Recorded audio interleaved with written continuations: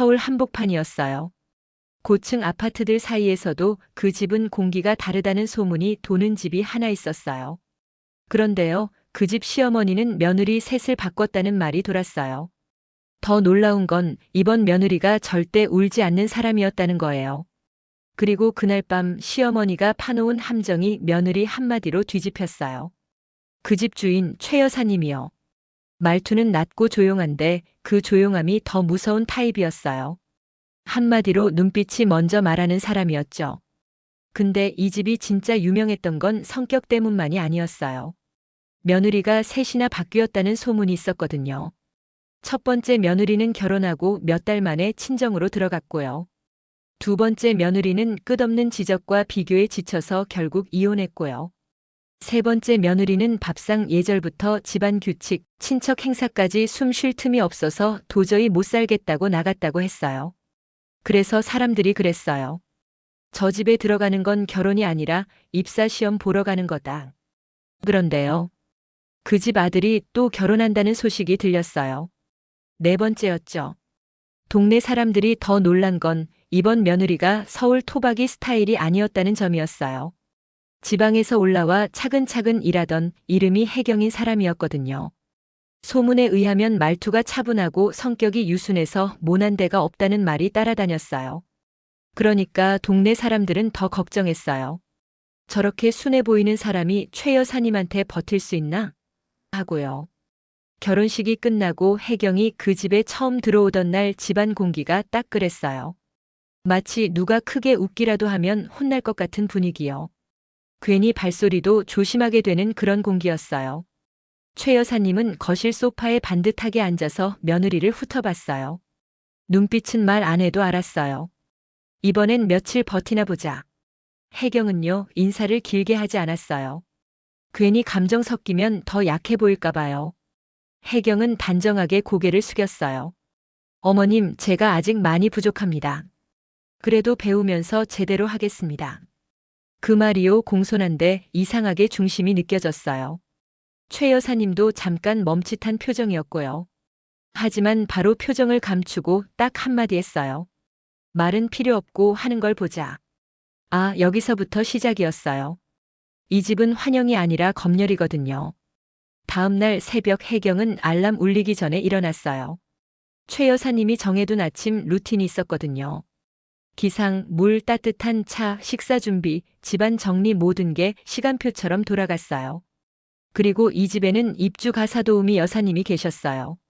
오래 계셨던 분이라 분위기를 누구보다 잘 알았죠. 여사님이 혜경을 보더니 조용히 속삭였어요. 새댁 시어머님은요, 말 대답하는 순간 끝이에요. 무슨 말을 들어도 그냥 네, 알겠습니다만 하셔야 해요. 표정도요. 근데 혜경은요, 겁먹지 않았어요. 그저 부드럽게 웃고는 소매를 걷었어요. 그리고 정말 조용하게 움직이기 시작했어요. 밥솥 소리도 최소로 그릇 부딪히는 소리도 없이요. 뭔가 이 집 규칙을 이미 알고 온 사람처럼요. 따뜻한 물과 차를 준비해서 안방으로 들어갔는데요. 최 여사님이 컵을 딱 만져보더니 바로 한마디 했어요. 이게 따뜻해? 미지근하잖아. 나 약 올리니? 사실요, 온도 딱 좋았어요. 근데 이건 첫날 기선제압이었죠. 보통 여기서 며느리들은 무너지거든요. 죄송합니다 하면서 급하게 다시 데우고 손이 덜덜 떨고요. 근데 혜경은 당황을 안 했어요. 고개를 숙이고 아주 공손하게 말했어요. 어머님 송구합니다. 집안이 따뜻해서 제가 온도를 더 높였어야 했는데 부족했습니다. 다음부턴 어머님 손에 닿는 순간까지 따뜻하게 유지하겠습니다. 이 말이요, 공손한데 단단했어요. 최 여사님이 트집을 잡았는데 혜경은 사과로 끝내지 않고 해결을 약속해버렸거든요. 아침 밥상 앞에서는 더 심했어요. 최 여사님이 잔소리 모드로 들어갔거든요. 반찬 배치가 왜 이래? 국은 왜 저쪽에 둬? 김치는 왜 이렇게 싱거워 보여? 혜경은요, 불평이 떨어질 때마다 재빨리 손을 움직였어요. 바로잡고 바꾸고 다시 데우고요. 근데 얼굴이요, 이상하게 여유가 있었어요. 짜증도 아니고 억울함도 아니고. 마치 어머님 오늘도 컨디션 좋으시네 하는 사람처럼요. 이게 최 여사님을 더 자극했어요. 결국 최 여사님이 국 한 숟갈 뜨더니 일부러 입맛을 찡그리며 말했어요. 이것 짜. 나한테 독 먹이니? 진짜로요. 국은 딱 좋았어요. 그냥 며느리 길을 꺾으려는 말이었죠. 그때 혜경이 국그릇을 조용히 옮겨놓고 시어머니 눈을 피하지 않고 말했어요. 어머님 입맛에 맞지 않으셨다면 송구합니다. 다만 제가 어머님 건강이 걱정돼서요. 요즘은 짠맛보다 균형이 더 중요하다고 하더라고요. 제가 너무 조심하다 보니 어머님 스타일과 다르게 느껴지셨나 봅니다. 내일부터는 어머님 입맛 기준으로 맞추겠습니다. 이 말이 참 묘했어요. 제가 잘못했습니다 하면서도 동시에 어머님을 위해서였습니다로 감싸버렸거든요. 그러니까 최 여사님이 화를 내고 싶어도 명분이 사라졌어요. 그래서 최 여사님이 딱 한마디 했어요. 말만 잘하지 말고 몸으로 해. 그리고 점심쯤 최 여사님이 다음 시험을 던졌어요. 뒷정리 창고 쪽을 가리키면서요. 저기 밀폐용기랑 김치통, 반찬통 전부 꺼내서 닦아. 기름때 하나라도 남으면 다시.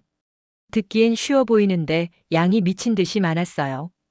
입주 가사도우미 여사님도 속으로 오늘도 시작이네 싶었죠. 근데 혜경은 또 군말이 없었어요. 네, 어머님.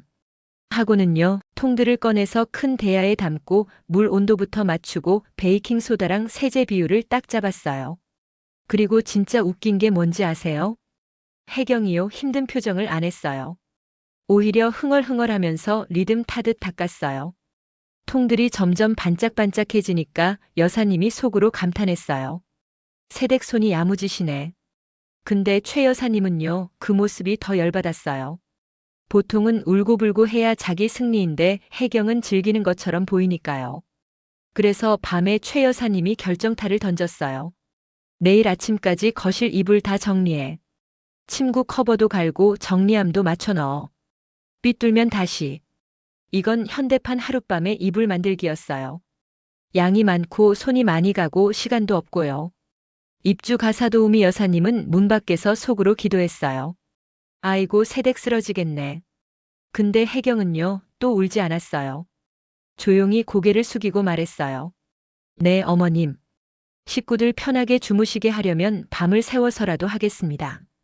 다만 정리하다 보면 먼지도 나고 어둡습니다. 조명 하나만 더 켜주시면 좋겠습니다. 최 여사님이 순간 멈칫했어요. 울며 불며 못해요 할 줄 알았는데 조명을 더 달라고 하니까요. 그날 밤 혜경은 진짜로 쉬지 않고 움직였어요.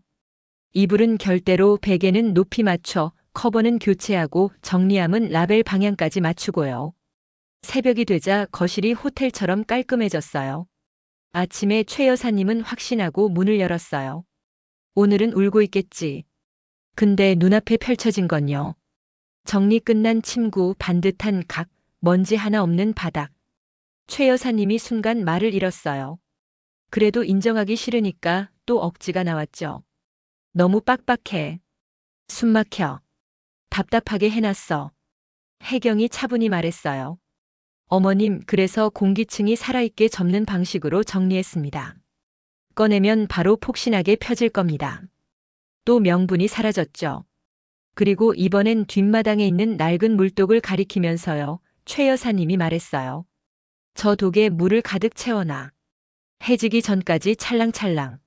못 채우면 내 정성이 부족한 탓이다. 근데 그 독은요. 바닥에 큰 틈이 있어서 물을 붓는 족족 새는 말 그대로 밑 빠진 독이었어요. 입주 가사도우미 여사님이 속으로 중얼거렸어요. 아이고 저건 진짜 새댁 내보내려고 작정하셨네.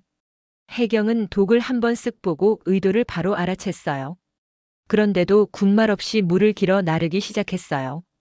물은 당연히 새기 시작했죠. 그걸 보면서 최 여사님은 속으로 쾌재를 불렀을 거예요. 그런데 혜경이 멈춰서더니요.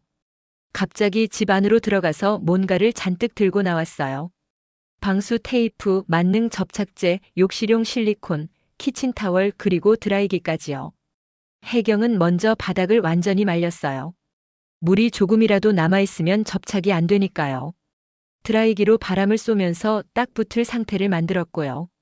그 다음엔 방수 테이프를 X자로 단단히 붙여서 임시로 막고 그 위에 만능 접착제를 틈 사이로 꾹꾹 밀어넣듯 발랐어요. 마지막으로 실리콘을 테이프 가장자리까지 두껍게 둘러 방수 테두리를 만들어버렸어요. 가사도우미 여사님이 또 속으로 감탄했어요. 아니, 이걸 이렇게 해요? 혜경은 바로 물을 붓지 않았어요. 10분만 굳히겠습니다. 타이머까지 맞췄죠. 시간이 지나고 물을 부었는데요. 이번엔 안 샜어요. 독은 차곡차곡 채워졌고 마침내 찰랑찰랑 물이 가득 찼어요. 최 여사님이 뒷마당으로 나왔다가 자기 눈을 의심했어요. 이게 채워졌다고. 혜경은 웃으며 말했어요. 어머님, 요술은 아니고요. 독도 사람처럼 아픈 데를 먼저 잡아줘야 버팁니다. 틈을 막는 것보다 물길이 다시는 그쪽으로 가지 않게 길까지 정리했습니다. 여기서 최 여사님은 또 한 번 트집 잡을 명분을 잃었어요. 근데요, 최 여사님은 여기서 끝낼 분이 아니었어요. 진짜 마지막 카드를 꺼냈죠. 며칠 뒤 집안 큰 행사 친척들이 모이는 날이었어요. 요즘은 제사 안 지내는 집도 많지만 이 집은요. 집안 체면이 곧 법인 집이었거든요. 최 여사님은 말했어요. 이번 행사는 내가 전적으로 맡아. 나는 몸이 안 좋아서 못 움직여. 그리고 혜경에게 창고 열쇠를 줬어요. 혜경이 창고를 열었는데요. 딱 필요한 것들이 사라져 있었어요. 과일, 건어물, 중요한 재료들이요. 마치 누가 이것만 골라서 빼간 것처럼요. 입주 가사도우미 여사님이 얼굴이 하얘졌어요. 새댁, 이거 오늘 큰일 나요. 빈 접시 올라가면 시어머님이 가만 안 두세요. 근데 혜경은요, 그 순간에도 무너지지 않았어요. 오히려 조용히 말했어요. 여사님, 괜찮습니다. 오늘은 음식을 차리는 날이 아니라 진심과 거짓이 드러나는 날이에요. 행사 시간이 다가왔어요. 친척들이 들어오고 최 여사님은 일부러 며느리 흉을 보기 시작했어요. 지방에서 온 아이라 예법을 알지 모르겠네요. 제가 다 알려줬는데도 둔해서 걱정입니다. 드디어 상이 들어갔는데요. 국, 전, 나물, 떡 정갈하고 맛있어 보였어요. 그런데 딱 비어있는 칸이 있었어요. 가장 중요한 자리요. 친척들이 웅성거렸고요. 최 여사님은 기다렸다는 듯 벌떡 일어나 소리쳤어요. 이게 뭐야? 집안 어른들 앞에서 망신 주려고 작정했어. 여기서 보통 며느리는 울죠. 변명하죠. 근데 혜경은요, 고개를 숙이고 있다가 아주 천천히 고개를 들었어요. 그리고 차분하게 말했어요. 제가 부족했습니다. 하지만 제가 일부러 빼돌리거나 소홀했던 것은 아닙니다. 사람들 시선이 혜경에게 쏠렸어요. 혜경이 이어서 말했어요. 저는 아침부터 창고를 확인했는데 필요한 것들이 특정하게 사라져 있었습니다. 외부 침입 흔적도 없고 문도 멀쩡했습니다. 그래서 저는 집안 안에서 누군가 안전한 곳에 잠시 옮겨두신 게 아닐까 생각했습니다. 그리고 혜경이 마지막 말을 정말 부드럽게, 그런데 정확하게 했어요.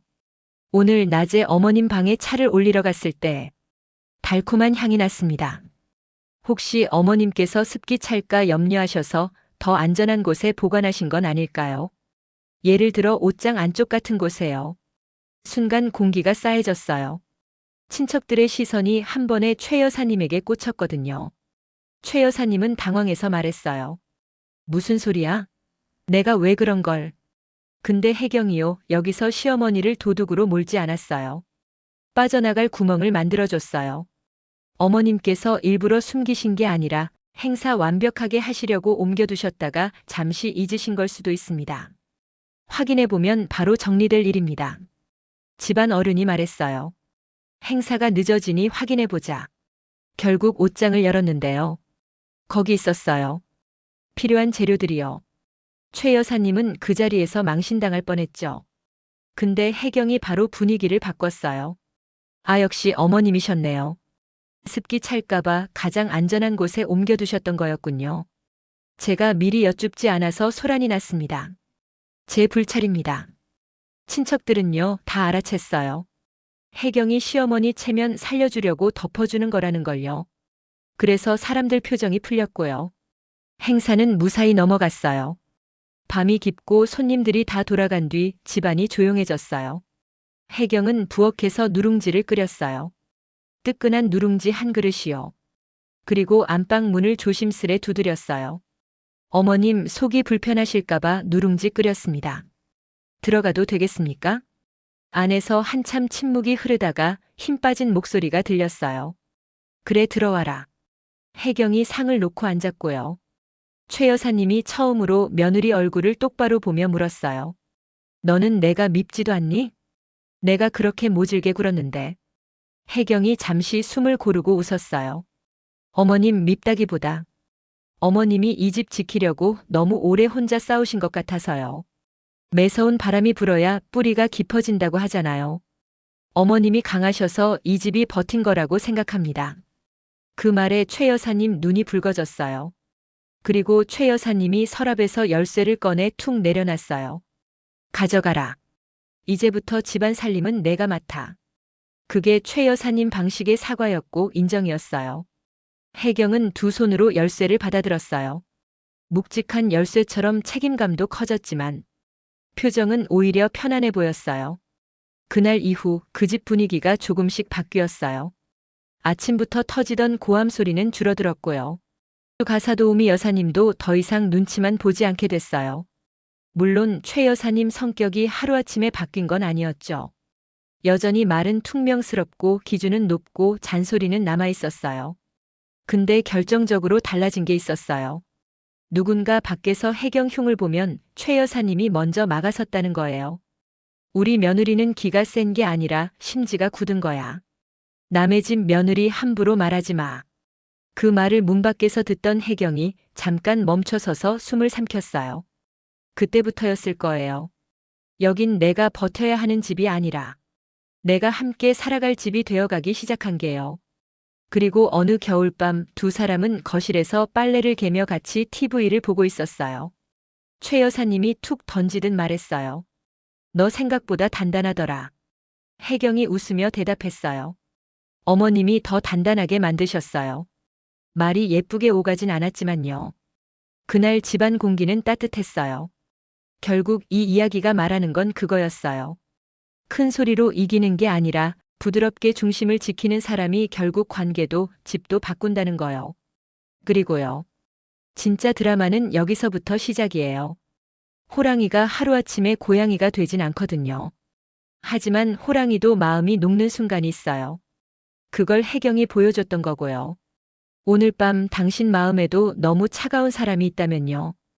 그 사람도 원래는 누군가에게 상처받던 사람이었을지도 몰라요. 그러니까 지금도 버티는 당신이 이미 충분히 대단한 사람이라는 말 꼭 드리고 싶었어요.